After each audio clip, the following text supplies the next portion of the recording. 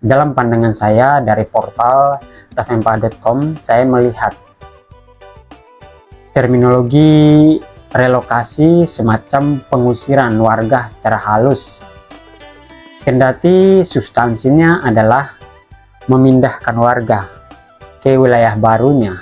Namun hal tersebut benar-benar akan merugikan kehidupan dan juga peradaban kebudayaan warga Pulau Komodo sendiri, karena sejak mereka lahir, bertumbuh dan berproses menjadi pribadi-pribadi yang seperti saat ini dan nanti akan dengan sendirinya kehilangan jati diri, terutama historitas kearifan lokal budayanya.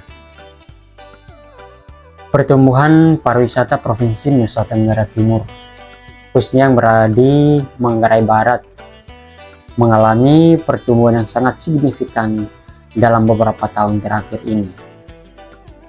Di samping pertumbuhan pariwisata tersebut, ada salah satu isu yang hingga kini masih menjadi polemik, perdebatan di antara warga dan juga pemerintah. Dilansir dari channel YouTube Indonesia Baru,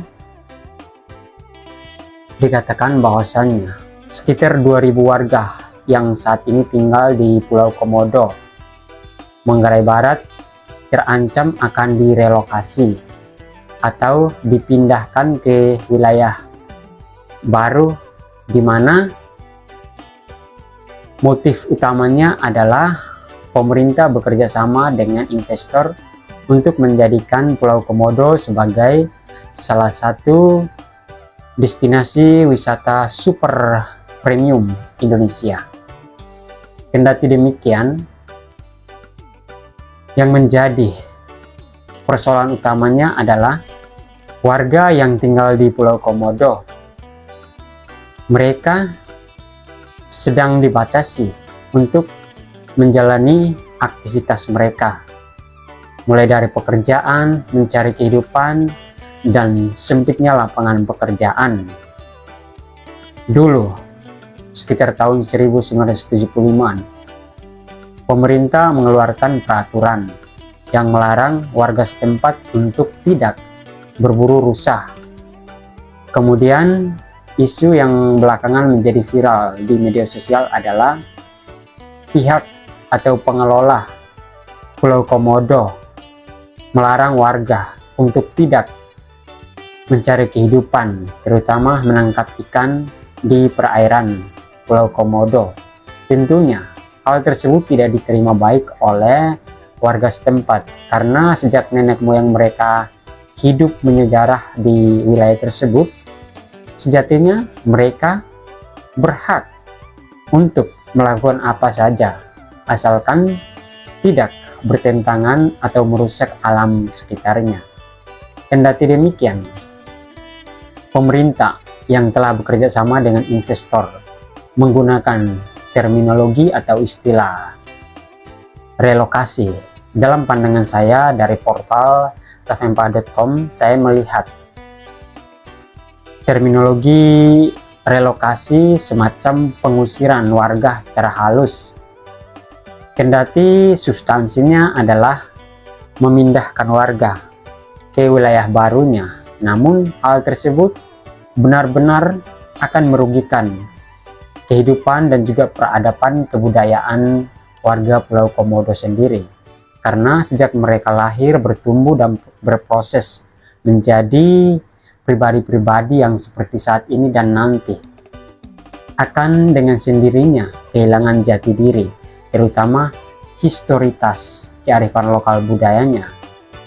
Bagaimana tidak jika seandainya pemerintah menggolkan ambisi kapitalisme dari investor untuk menjadikan Pulau Komodo sebagai wisata premium Indonesia?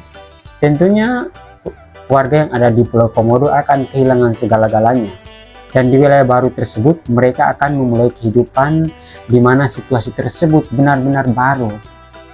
Persoalan tersebut jika tidak ditindaklanjuti oleh pemerintah setempat dan juga provinsi akan terus menjadi perdebatan yang tak ada ujungnya. Kendati demikian, Endingnya kita sudah mengetahui dengan pasti bahwasannya kekuasaan pemerintah tidak bisa dilawan oleh siapa saja. Namun, untuk menyelesaikan persoalan tersebut, pemerintah juga harus bijak untuk menjembatani antara investor dengan warga setempat. Jika seandainya pemerintah berencana untuk memindahkan 2000-an warga Pulau Komodo ke wilayah baru, kompensasi apa yang akan diberikan oleh pemerintah? Secara kesejahteraan mungkin saja, namun kesejahteraan tersebut hanya bersifat sementara kekayaan budaya, cerita masa kecil warga Pulau Komodo, dan berbagai hal yang mereka sudah rajut selama puluhan tahun di wilayah tersebut dengan sendirinya akan hilang sirna. Untuk menanggapi persoalan demikian, saya membuka diskusi bersama pemirsa penonton dimanapun. Sekiranya dengan perspektif pandangan teman-teman dapat memberikan solusi nyata bagi persoalan yang sedang dihadapi oleh saudara-saudari kita yang berada di Pulau Komodo, yang saat ini kondisi psikologisnya tidak mendukung karena mereka hidup dalam kecemasan dan ketakutan dalam jangka yang panjang. Demikian perspektif dari portal tafempah.com dan juga channel YouTube Perspektif Tafempah. Bersama saya Freddy, terima kasih. Salam.